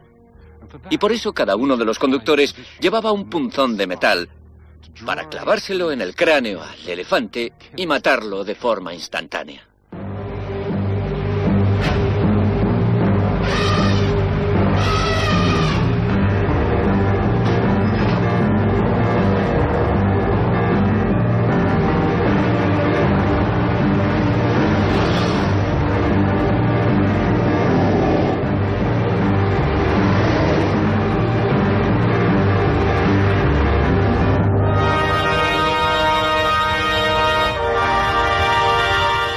A Aníbal le encantaba hacer lo que menos esperaba su enemigo. Pero ese carácter voluble a menudo resultó peor para su propio bando que para los romanos. Solo un elefante sobrevivió al viaje épico y Aníbal tuvo que parar para reclutar más soldados debido a los muchos que había perdido.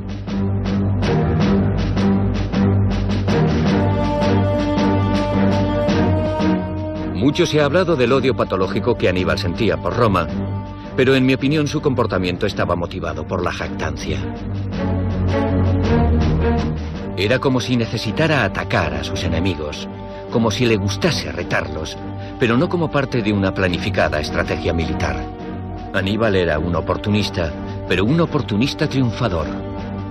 España, la Galia, Italia y como destino final, Roma. Cuando Aníbal volvió a África por primera vez después de 30 años, imagino que se quedaría conmocionado y decepcionado. Se vio desdeñado por la ciudad en cuyo nombre había luchado. Había pasado la mayor parte de su vida en España y sus compatriotas cartagineses desconfiaban de él. En lugar de recibirlo como a un héroe, los ancianos de la ciudad le hicieron el vacío como a un forastero. Incluso intentaron negociar un tratado de paz secreto con Roma a sus espaldas. Y en el 202 a.C., en Zama ocurrió lo inevitable. El legendario Aníbal sufrió una derrota total y demoledora, infligida por el ejército romano. Todo había acabado. Cartago lo recompensó por sus esfuerzos con un breve periodo en el gobierno, pero el agotado general se retiró pronto. Roma envió sicarios tras Aníbal, pero les arrebató el triunfo simbólico de su asesinato, suicidándose con veneno.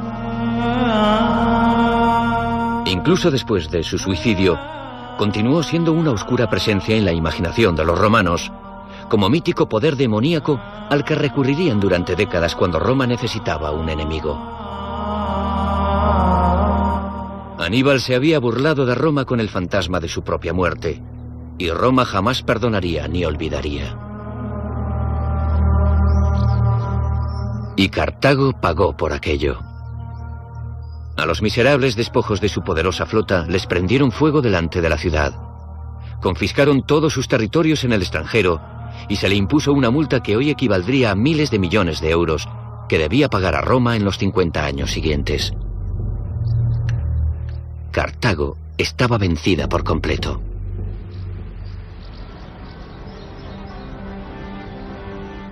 Lo que me parece increíble es que no fuera ese el momento que Roma escogió para eliminar a Cartago de la faz de la tierra y que esperase más de 40 años para arrasarla por completo, cuando ya no existía una excusa lógica. Pero para los romanos la venganza era un plato que se servía frío. Este es el lugar donde ocurrió todo, el extraordinario edificio del Senado de Roma. Aquí fue donde los radicales y moderados debatieron cómo resolver un problema como el de Cartago. Los radicales estaban encabezados por una de las figuras más polémicas de la República Romana, Catón, un individuo extremista y xenófobo que medía su propia vida según las hazañas cartaginesas. Escribió: «Me alisté en el ejército a los 17 años, cuando Aníbal tenía la suerte de su parte y se dedicaba a arrasar Italia». A diferencia de muchos de sus colegas del Senado, que se sentarían con él en estas gradas, Catón...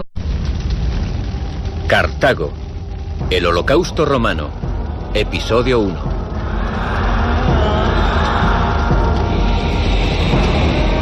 Delenda es Cartago. Cartago debe ser destruida. 3 breves palabras proferidas por boca de una superpotencia, Roma. La sentencia de muerte para uno de los imperios más deslumbrantes del mundo antiguo.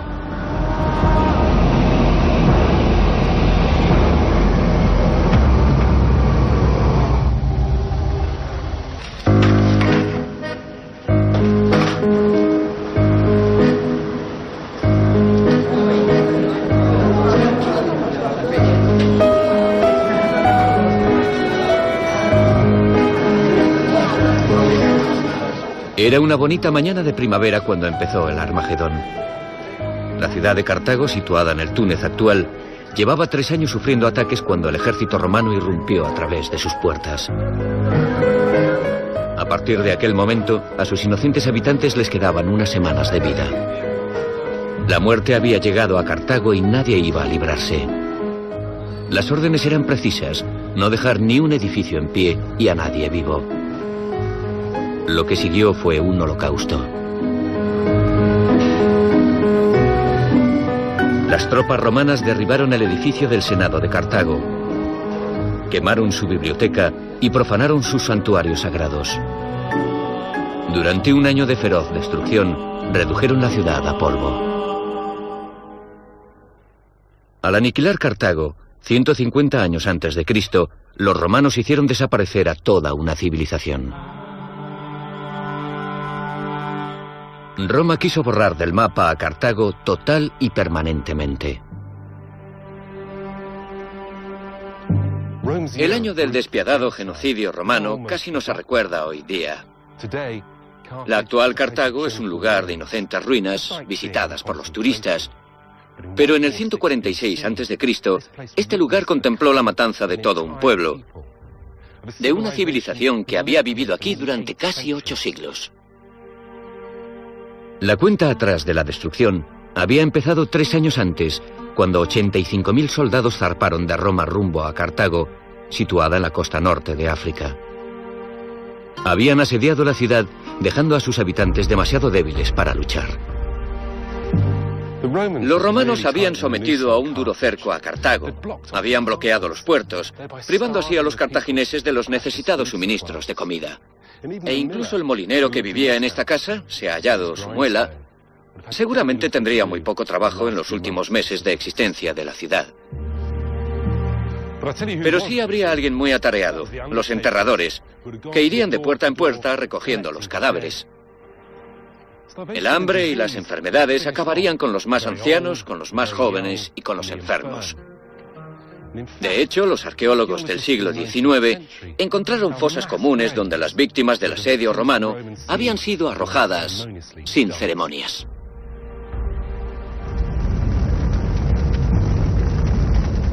El ejército romano incendió la ciudad distrito por distrito, convirtiéndola en un infierno en llamas. Cuando los romanos prendieron fuego a estos edificios para hacer salir a sus habitantes, el calor fue tan intenso que puso estos muros al rojo. Fíjense en estas marcas de hollín en estos sillares de arenisca. Tuvo que ser un auténtico infierno. Las llamas tardaron en extinguirse 17 días. Después los soldados romanos pasaron un año demoliendo hasta los cimientos las estructuras carbonizadas. Bajo esta plataforma hay palacios, calles, templos y tiendas. Las casas de aquellas personas y sus posesiones más preciadas. Las vidas de miles de cartagineses asesinados, ahora nada más que polvo.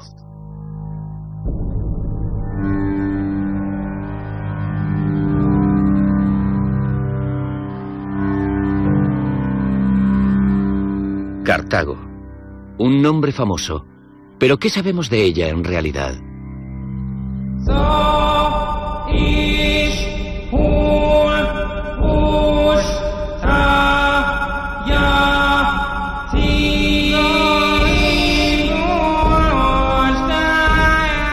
Prácticamente nada, que es justo lo que deseaban los romanos. Cuando derribaron la soberbia biblioteca de Cartago, impidieron que se volviese a escuchar a los cartagineses a través de sus propias palabras.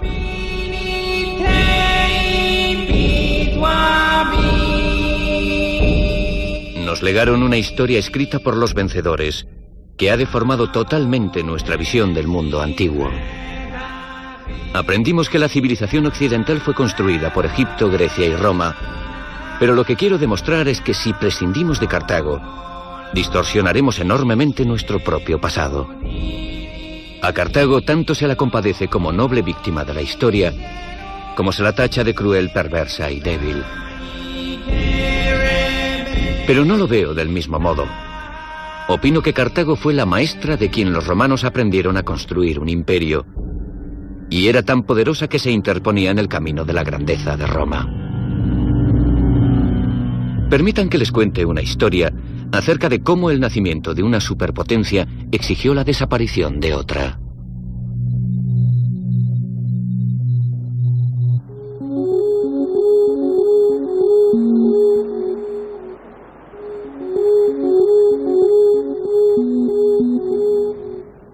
Llevo ya casi 10 años viniendo a Túnez, pero el holocausto de Cartago sigue resultándome muy aleccionador. Los romanos fueron muy eficaces, así que ahora ya no queda casi nada de la antigua Cartago. Pero si nos fijamos bien, aún se ven sus fantasmas. En los barrios periféricos del Túnez moderno, que muestran la gran extensión de la antigua ciudad, situada justo debajo y que ocupa 51 kilómetros cuadrados. En las casas blancas actuales, como los edificios de 6 plantas de la ciudad antigua, bóvedas aparte. Y en los rostros de sus habitantes de hoy. Muchos tunecinos actuales pueden tener genes de los cartagineses, descendientes de pobladores de Oriente Próximo y bereberes norteafricanos.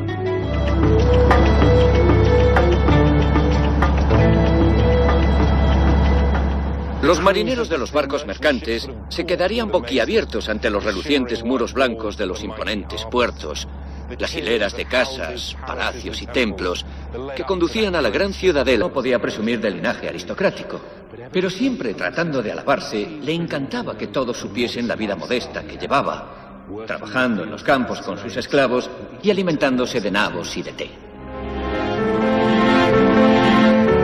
Catón afirmaba que la escasez de estatuas con su efigie en Roma probaba su extrema modestia.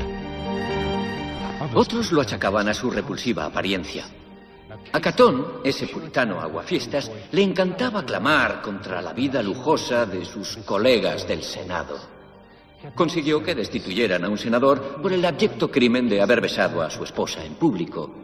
Pero Catón reservaba su odio más venenoso para Cartago. Este veterano de la Segunda Guerra Púnica creía firmemente que Roma debería haber destruido Cartago cuando había tenido oportunidad. Y todos sus discursos terminaban con la frase: «Delenda est Cartago. Cartago debe ser destruida».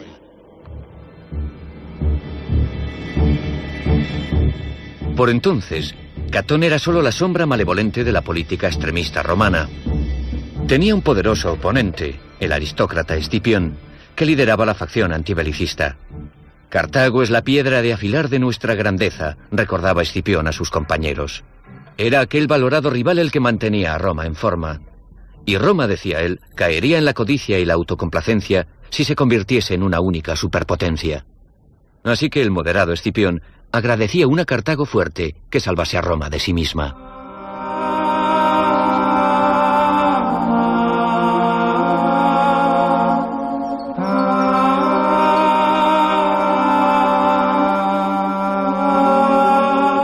Debería haber habido paz, pero un milagroso renacimiento de Cartago alborotó de nuevo a los extremistas. La economía cartaginesa florecía. 10 años después de su derrota más tremenda, los cartagineses transformaron la crisis en triunfo. Lograron liquidar todas sus deudas de guerra con Roma 40 años antes de la fecha.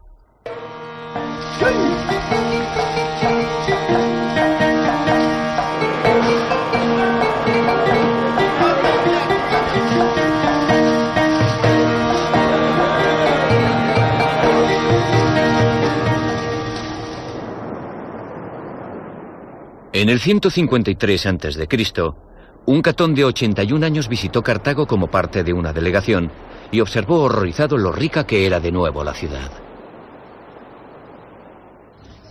Incluso sospechó que los cartagineses estaban quebrantando los tratados de limitación de armamento establecidos 50 años antes.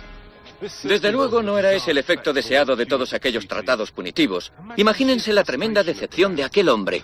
Cartago se negaba a morir. Y para Catón, aquel peligroso rival, debía ser eliminado de una vez por todas. Ignorando al Senado, Catón montó una farsa para el pueblo con un encanto nauseabundo a más no poder. Estrechó manos, organizó juegos públicos, avivó la codicia de Roma por la riqueza de Cartago y manipuló el miedo que los romanos siempre habían sentido desde que Aníbal había zarandeado a la poderosa república. Catón remataba todos sus discursos con la malévola frase: «Delenda es Cartago. Cartago debe ser destruida». Catón ofreció su mejor actuación aquí, en el Senado. Cuando se abrió la toga, dejó caer unos higos maduros. «¿De dónde creéis que proceden?», dijo. de la vivaz y muy próspera Cartago, a solo 3 días en barco de aquí. El debate estaba ganado. Catón había conseguido triunfar sobre el enemigo al que había odiado toda su vida. A partir de aquel momento, Cartago vivía de prestado. Catón ahora buscaba la excusa que necesitaba para justificar su destrucción. Pero Cartago captó el cambio de aires de Roma. Todavía no se había acabado todo. En esta pequeña isla de Cartago, el arqueólogo británico Henry Hurst ha hecho un descubrimiento maravilloso. Esto era un complejo naval secreto para 180 navíos de guerra cartagineses. Esta rampa que vemos aquí y muchas otras que hay alrededor de toda la isla llegaban justo hasta la orilla del mar. Y los barcos que necesitaban rearmarse y reabastecerse eran conducidos hasta el centro de la isla. Pero ¿cuándo construyeron esta maravilla de la ingeniería naval? La cerámica que los arqueólogos encontraron en este lugar y bajo la propia estructura está datada al final de la Segunda Guerra Púnica, cuando Cartago había prometido solemnemente que mantendría solo una flota de 10 barcos de guerra. Así que alguien estaba quebrantando las reglas.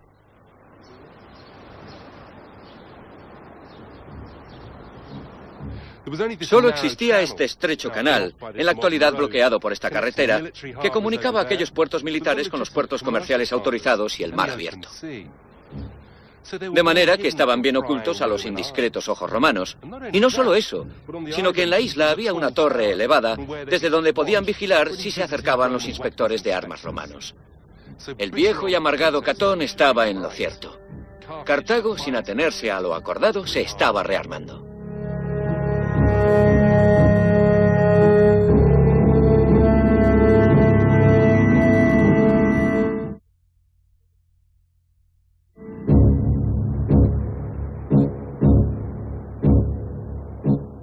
Dos años después de la visita de Catón, en el 151 a.C., un joven líder fogoso llegó al poder en Cartago. Su nombre era Asdrúbal. Poco después, Asdrúbal estaba luchando para defender a Cartago de las incursiones de un reino vecino. Pero al hacerlo quebrantó precipitadamente los términos del Tratado de Paz con Roma. Los romanos ya tenían la excusa que necesitaban para entrar en guerra con Cartago. Roma situó a un nutrido ejército de 85.000 hombres a distancia de ataque y emitió un ultimátum: que Cartago se desarmase totalmente. Asdrúbal lo acató. Entonces los romanos plantearon una nueva exigencia abusiva: que los cartagineses abandonaran su capital y se alejaran del Mediterráneo para siempre. Enfrentada a la extinción, Cartago no tuvo más remedio que plantar cara y luchar. Lo último que hizo Catón antes de morir fue asegurarse de que el hombre responsable de la destrucción de Cartago fuese otro miembro de la dinastía de los Escipiones. Escipión sabía qué hacer exactamente. Estranguló a Cartago con un asedio. En venganza, Asdrúbal ordenó que arrancasen con ganchos de metal los ojos, lenguas y genitales a los prisioneros romanos sobre las murallas de la ciudad. Que Cartago controlaba. Pero antes de poder efectuar un ataque en serio, Roma debía conquistar el mar. El bocado más suculento de Cartago era Sicilia, a casi medio camino entre Roma y el norte de África, un importante enclave para luchar por su control. El desafío inicial dio paso a la guerra diplomática. Cartago prometió mantenerse alejada de Italia si Roma lo hacía de Sicilia. Pero me da la impresión de que los cartagineses no comprendieron con quién estaban tratando.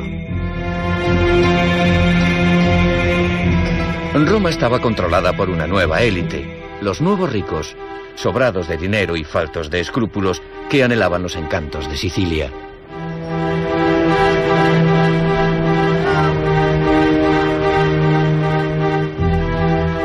Podrán comprender por qué en este maravilloso emplazamiento arqueológico, un asentamiento cartaginés en la pequeña isla de Motia, en la costa oeste de Sicilia. Esta comunidad dirigía un lucrativo lugar de parada para los barcos cartagineses que circulaban por el Mediterráneo. Aunque los romanos tenían buenas razones para estar tan interesados en Sicilia, Roma estaba dominada por el miedo.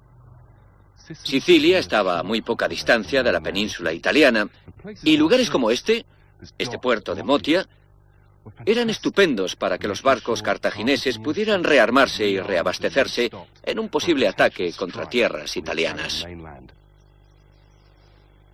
Otro motivo para la agresividad de Roma era la codicia. Los comerciantes, transformados en políticos, que ahora controlaban Roma, habían hecho fortuna comerciando en el Mediterráneo Sur. Y uno de sus mejores clientes había sido Cartago. Lo que pensaban ahora era que si controlaban lugares como este, lograrían inundar el norte de África con sus productos. Y así, el miedo y la codicia, los belicosos gemelos de Roma, intentaron su primer ataque al imperio de Cartago, 264 años antes de Cristo. La historia lo denomina Primera Guerra Púnica, pero lo considero algo más que un simple conflicto de la antigüedad. Su brutalidad no tuvo parangón y duró 25 años.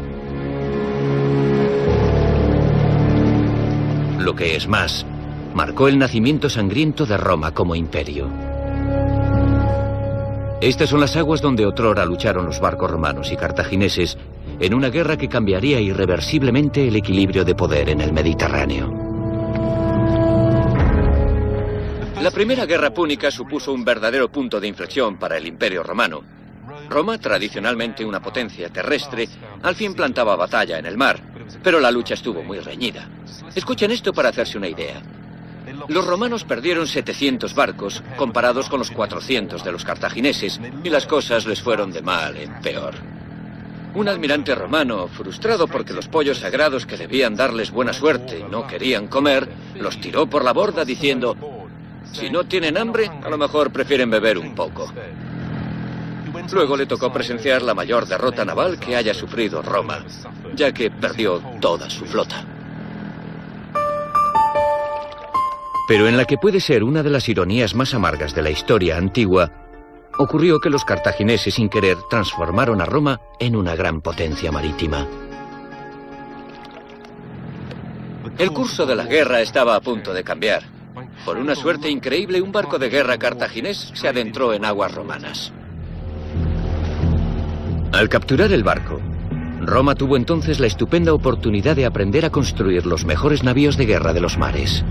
Los carpinteros romanos lo desmontaron de inmediato y descubrieron que cada pieza estaba marcada con una letra. Sin perder un momento, la marina romana copió el barco, tabla por tabla, clavo por clavo, gracias a aquellas instrucciones tan amablemente dejadas por los cartagineses. Y en poco tiempo, Roma contó con una flota idéntica. En 45 días, construyeron la pasmosa cifra de 220 barcos. Roma ya podía enfrentarse a Cartago en igualdad de condiciones. Si lograba vencer a Cartago en el mar, se libraría del único obstáculo para explotar el Mediterráneo. El equilibrio de poder fluctuó violentamente entre Roma y Cartago durante otros 20 años, hasta que en el 241 a.C., Cartago sufrió una derrota catastrófica y se vio obligada a devolver sus tierras en Sicilia. Ahora Roma podía controlar la entrada al Mediterráneo occidental. Podía ejercer el control y recaudar impuestos y decidir quién podía entrar o salir. Roma había infligido una aplastante derrota a Cartago en su propio elemento, el mar. Y Roma puso sus ojos en el imperio mediterráneo de Cartago. Mediante una feroz contienda, Roma había ascendido a superpotencia. Aquí vemos una reconstrucción de la columna que se erigió para conmemorar el fin de la Primera Guerra Púnica. Esta inscripción describe la famosa victoria naval sobre los cartagineses. Hay que comprender que 20 años antes, Roma ni siquiera tenía una armada, y ahora había vencido a Cartago, la reina del mar Mediterráneo. Y los romanos estaban inmensamente orgullosos de esa victoria. Habían observado y aprendido, se habían enfrentado a Cartago en su propio terreno y la habían vencido. ¿Cómo debieron de disfrutar aquellos romanos viendo derrotada a la gran superpotencia? Obligaron a Cartago a pagar el equivalente a decenas de millones de euros en reparaciones de guerra. Para mayor humillación, la marina romana se apoderó de Cerdeña al año siguiente y exigieron otra enorme indemnización a Cartago. Después, con codicia desenfrenada, Roma agregó nuevas cláusulas al tratado de posguerra, argumentando que las iniciales eran demasiado indulgentes. Esas duras cláusulas y humillaciones hirieron profundamente a Cartago, y Roma, al quebrantar lo estipulado en su propio tratado de paz, acumulaba problemas para el futuro.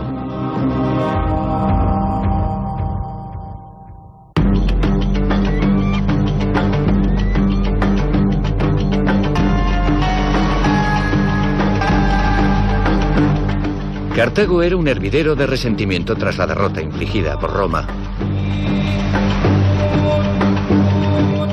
Habían tenido que entregar una parte de su imperio a un puñado de advenedizos que se aprovechaban de ellos mediante extorsiones y multas. Los jóvenes de Cartago deseaban la revancha, y de este ambiente de odio y humillación, la venganza fue reluciente bajo el sol matutino. Pero en vez de su impresionante metrópolis, el logro más duradero de los cartagineses fue el desarrollo del Mediterráneo occidental.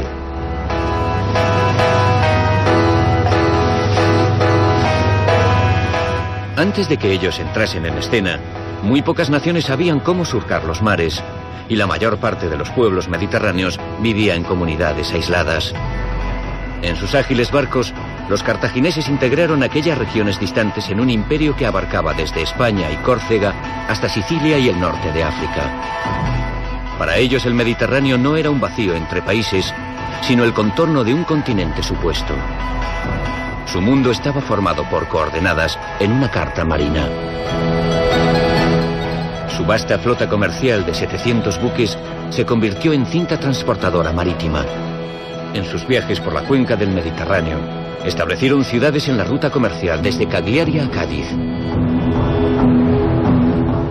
Ciudades que eran enclaves marítimos como Palermo, con su soberbio puerto comercial.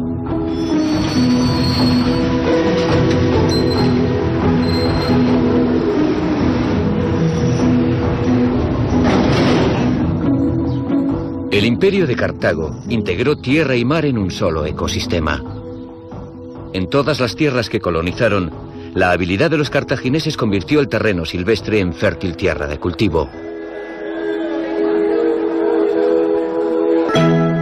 Un ejército de alfareros moldeó ánforas de barro para transportar esas riquezas por todo el mar. Esos recipientes se llenaban hasta el borde con aceitunas y aceite de oliva, uvas, vino y grano, alimentos básicos de la vida mediterránea aún hoy día.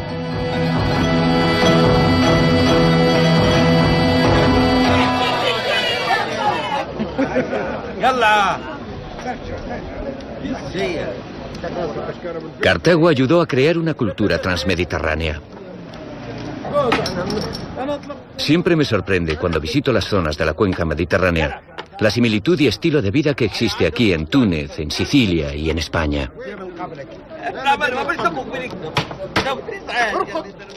Dejemos de pensar en el Mediterráneo occidental como mar europeo. En el año 500 a.C. era un mar africano, gobernado por sus propietarios indiscutibles, los cartagineses. Cartago era el amo del Mediterráneo occidental. No tenía rival. ¿Y Roma? No era más que una pequeña ciudad-estado del centro de Italia. No tenían la misma categoría ni por asomo.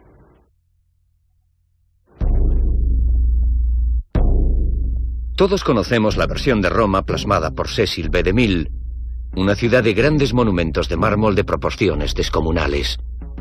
Pero en el 500 a.C., Roma estaba hecha de madera y adobe. Era un pueblucho a orillas del río Tíber. ¿Un imperio romano? Ni soñarlo. La historia de Cartago nos obliga a ver a los romanos de otra forma. No como rectos legisladores, sino como zafios advenedizos. No como adalides de la civilización, sino como ambiciosos despiadados. En el 300 a.C., Roma luchaba por abrirse camino para convertirse en un estado militarizado mediante un monstruoso embrión con un destino que cumplir que luchaba por nacer.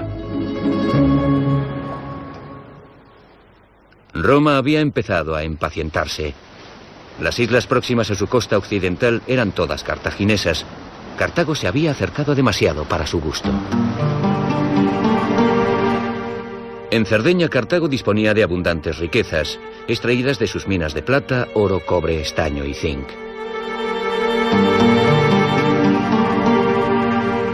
Los cartagineses deseaban poseer territorios en Cerdeña. Un territorio literalmente cuajado de metales preciosos. Aparte de eso, su ubicación en medio del mar era cómoda, lista para cargar sus metales en los barcos cartagineses que aguardaban. Durante más de 300 años, la gran riqueza mineral de Cerdeña y España ayudó a financiar la marina cartaginesa, ocupada en patrullar el mar Mediterráneo para mantenerlo abierto al comercio.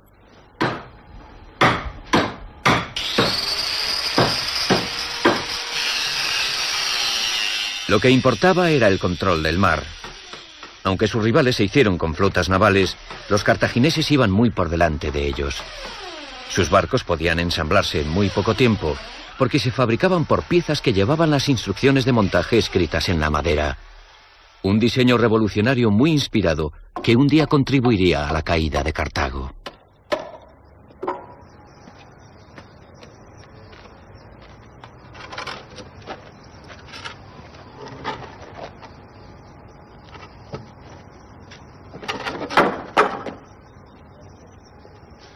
El caso es que cualquiera, bueno, casi cualquiera, con rudimentarios conocimientos de carpintería podría montar aquellos barcos. Una vez conseguido el patrón, no era necesario tener gran experiencia para montarlo. Así que 2000 años antes de IKEA, los cartagineses crearon los barcos desmontables. Y aquí lo tenemos. Un instrumento de primera para infundir terror a los enemigos. La flota cartaginesa de buques de guerra era más veloz y mejor que cualquier otra del Mediterráneo. Eran días idílicos para Cartago, pero no oyó el rumor distante, procedente de Italia, al otro lado del mar. Roma, aquella pequeña e insignificante ciudad-estado, tras una serie de guerras sangrientas, había dominado todo el centro de Italia. Roma empezaba a cobrar fuerza, pero todavía no era más que una pequeña potencia regional, nada que preocupase a los cartagineses. O eso pensaban ellos. Pero Roma se había convertido en competidora. Sus legiones avanzaban hacia el sur, apoderándose de los territorios a su paso, ciudad a ciudad, estado a estado. Mientras los cartagineses se deleitaban en sus éxitos, las miradas codiciosas comenzaron a recelar de su buena suerte.